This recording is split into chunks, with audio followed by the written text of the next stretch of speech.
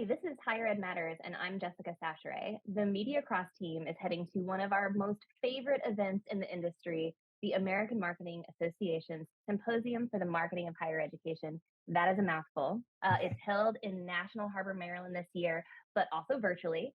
And you guys, we're just now getting back into the swing of in-person conferences, and I'm so excited. Rashida Deinhardt and Josh Bistramowitz are with me today, two of the team members traveling to the conference. Guys, welcome to the podcast. Thanks. Hello. I am super excited to be sort of getting back into in-person conferences. We've done a couple of the virtual ones. For me, they've been a little painful. Well, kind of like the fun of conferences is like getting together with your colleagues and like this, and yes, and also learning things and getting information and getting inspired. But like you kind of lose the inspiration and the networking piece of it, which is like the whole point of a conference. Yes. When you do it virtually. Yeah, that networking piece is super huge. And before we dive into our, this AMA conference is one of my favorites because of the content. It's right up, our alley in terms of marketing specifically for the higher education industry. But just in conferences in general, I feel it is woven deeply into the fabric of the higher ed industry, potentially a little bit more than other industries. But Rashida, will this be your first higher ed conference, or have you been to a conference so far in this industry? This will be my first higher ed conference. Fun fact, I told Jess this not too long ago, the last professional conference I went to was the World Dairy Expo. It's like, That sounds fun. I want to know what they talk about there. What do they talk about there? Dairy cow care, okay. Dairy, like milk exports, different diet. I was working at the time for like a diet enhancer for cows. So yeah, that was ag marketing, you guys. That is an industry I know zero about. Absolutely. So yeah, there was a conference. Yes, I took Dom was at the time I only had Dom. He was not even one yet, I don't think. And it was in Madison, Wisconsin. Go figure. Cows, dairy. Sounds right. Wisconsin. Sounds right. Yes, we have friends in Madison, so we stayed with friends and I took Dom. But they have show cows, so you like walk through the barns and you like see the cows and you can pet them because cows are also, fun fact, very social creatures. They like to be in groups. And so, yeah, Dom got to see, I have lots of pictures of Dom wearing his branded hat and petting cows. I mean, that's great marketing right there for some dairy, dairy industry stuff. I think they used it on their social media.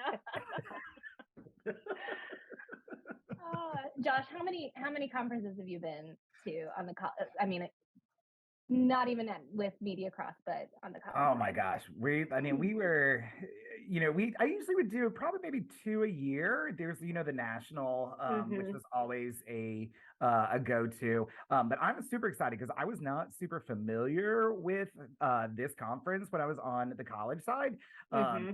Just because we were in multiple institutions, but like marketing and admissions was kind of separated. And so they kind of did their own thing. We did ours. And so I'm really super excited.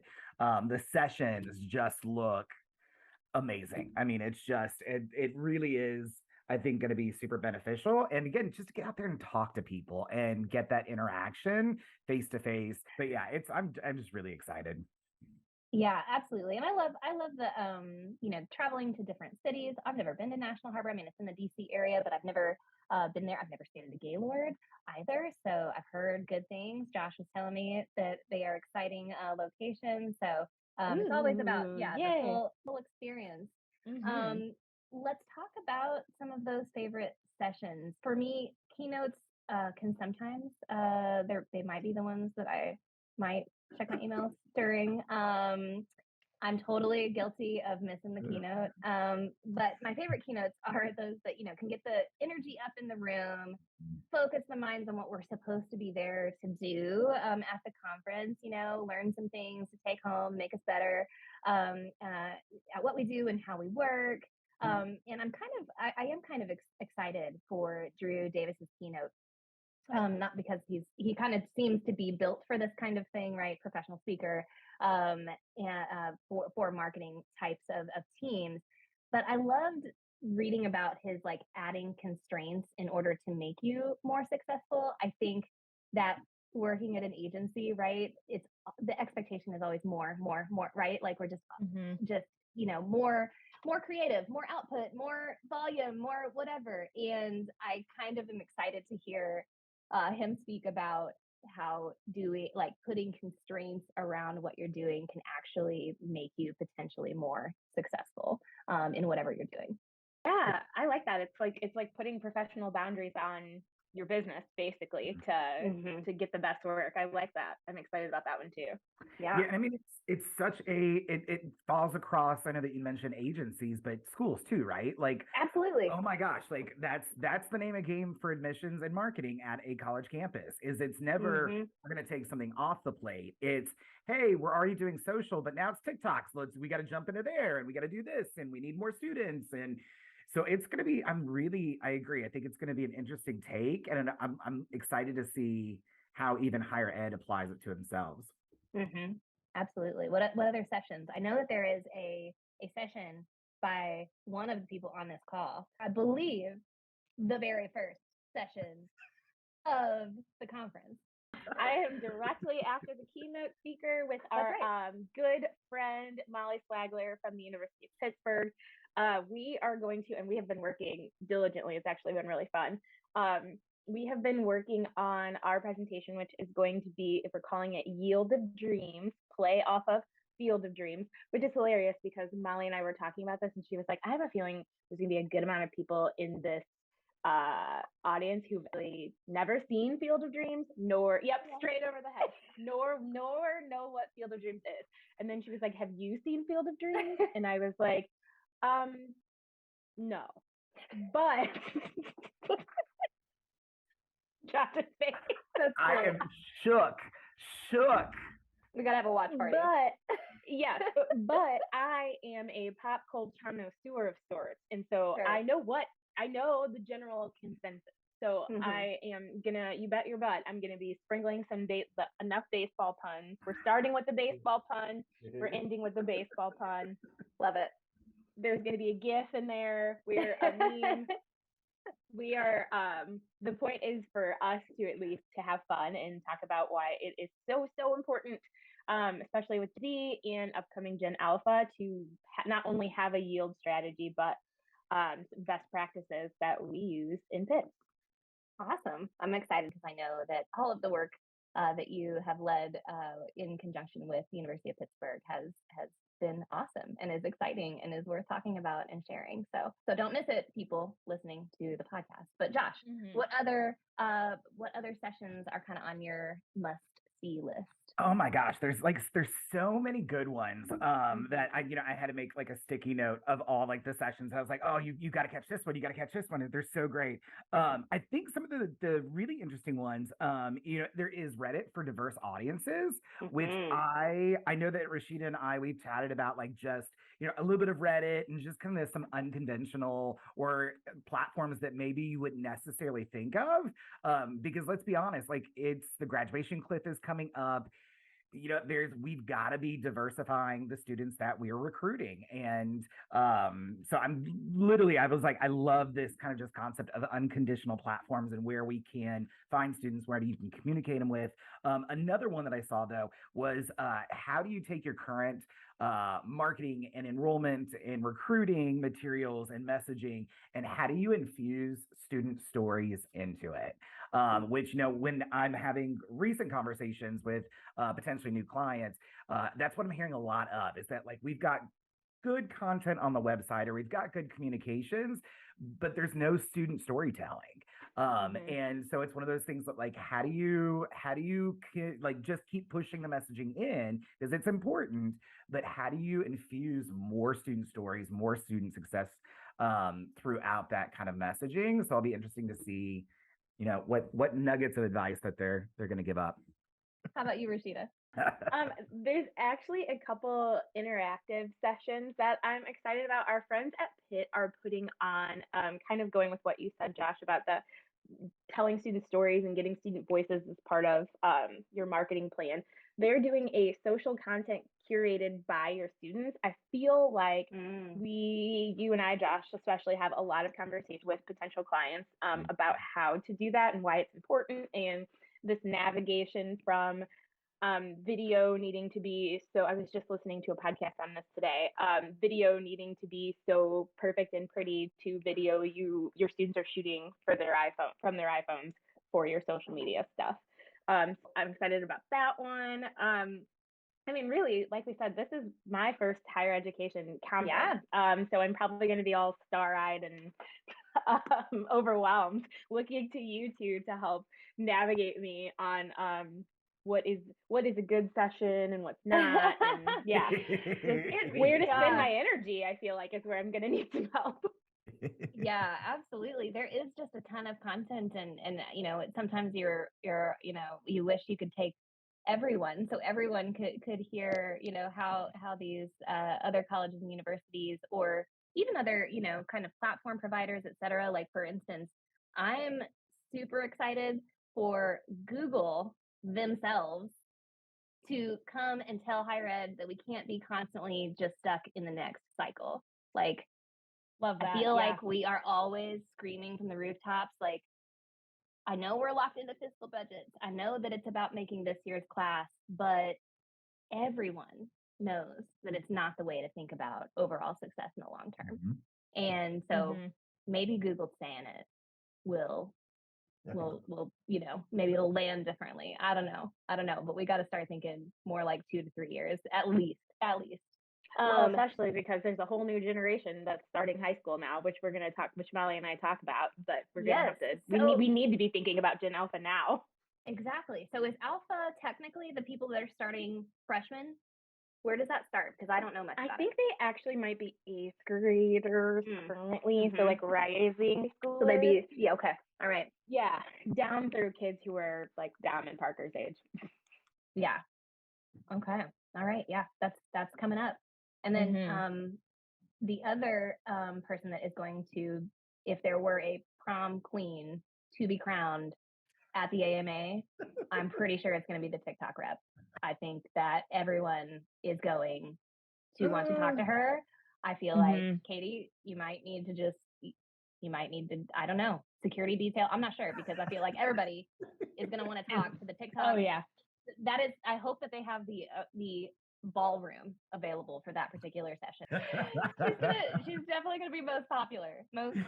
But it's true about a lot of, you know, colleges and universities on TikTok, you two especially, you know, lead a lot of those conversations. And so I'm excited to see, you know, I think it's University of Southern California, Washington State, University of Utah are using that tool. So it's always good to, and I think that's one of the most interesting pieces about higher ed as an industry. And I think why conferences are such a thing in this industry is it's the only industry that I know of that everybody gives their secrets, like, to success. Like, people are, because of the overall mission of higher education, that we are all responsible, you know, for the success of each other. And so and society in general. And so I think that there's just a much more open and honest, like, this is what works for us. And that's why I think conferences, because it gives us all an opportunity to talk about our successes, because it's not always easy to market higher ed, and it's not the easiest you know, product to sell necessarily, or to find the right audiences for, but to tell people how we did it. So that's always my favorite part. So I just happened to scroll past one I didn't see the first time I was going through managing the intersection of social justice, politics, DEI, and your university's brand. I'm excited to not only see or listen to that one, but also see the kinds of people who are showing up for that. That's interesting. That's the forefront of what it's going to take to keep making enrollment numbers year over year over year. When you talk about needing to plan for more than just this year, this is it. University students of every walk of life, white, black, anything, are wanting to know what universities' DIE initiatives are. And so I think that'll be an interesting one to attend as well. Yeah. For sure. And I think that there's a couple of different sessions, right? I think there might be a roundtable around that as well as a session. So Cool. So yeah, that's exciting. Do you guys remember the Reese's University that we were all giggling about? Like, was that last year? I think so, within the last couple of years anyway. Yeah. There's a session on that. Yeah, I think Reese's themselves are going to be there also, right? Reese's company. Yeah. We got Google, we got TikTok, we got Reese's. Yeah, we got big names. So yeah, I think that's going to be a funny one because I found that to be really funny. Yeah. Yeah, you definitely stole a little bit of my thunder there. Oh, I did. Sorry. Yeah, because I was the one that I think Rashida, you might have found it and you post it to our group Slack or whatever, and I immediately just go down that rabbit hole, right? It is just from the kind of Mad Libs admit letter that you'd fill out. Yeah. I mean, it was just, if you've not seen the Reese's, I think it's reesesuniversity.com or something like that. Just Google it. It's pretty spectacular. And I cannot cough up the $40 for a hoodie, but I totally do. I am right on the cusp, but I'm you cannot spend that on something so ridiculous, but I do love it. They had a mascot and everything. I thought it was just genius. Yeah, it's going to be a great story, a marketing story, even in the decision to do it, right? Can you imagine the initial brainstorm meeting about let's create a university around research? Yeah, I'm show me the creative brief for that. Yeah. where were we going? What were we trying to achieve? And how did we get here? Show me, right. I want to see that creative brief. I just imagine being on my one-on-one with Jessica and her coming to me and so I've got this idea. We want to create this fake university. And where does that fit in your job description? I mean, because I might be researching it to add it in. But yeah, where does that conversation start? It's so bizarre, but I mean, we kind of did that when we jumped into the higher ed space, right? With Hamlin University. We did early on. Yeah. Absolutely. It just didn't. I don't know. I'm confused. I don't know why it didn't have a real budget behind it, but it was super weird. I'm not really sure why that didn't, super take off and become Reese's University. What we're trying to say is that we had the idea first, Reese's. We just didn't have the money to put it nationally out there. Correct. No, it will be super. It was a brilliant campaign. Certainly, I'm sure strummed the hearts of all of the higher ed marketers. And so it's really cool that they're taking time to be at this conference and speak to the industry in this way. Here is a question I have for you guys. Yeah. What should I wear? I mean, you will see people suited and booted and people in jeans and t-shirts. So really anywhere in between, usually at these conferences, I would say, whatever business casual means to you is usually a safe space to be. You definitely don't have to because Jamie is also going, another team member of ours, and he was like, I really want to wear a suit. It's also his first conference. I'm like, you can wear a suit. Wear the suit. I'm going to have, for my presentation, a nice fiery media cross red blazer. Nice. I love it.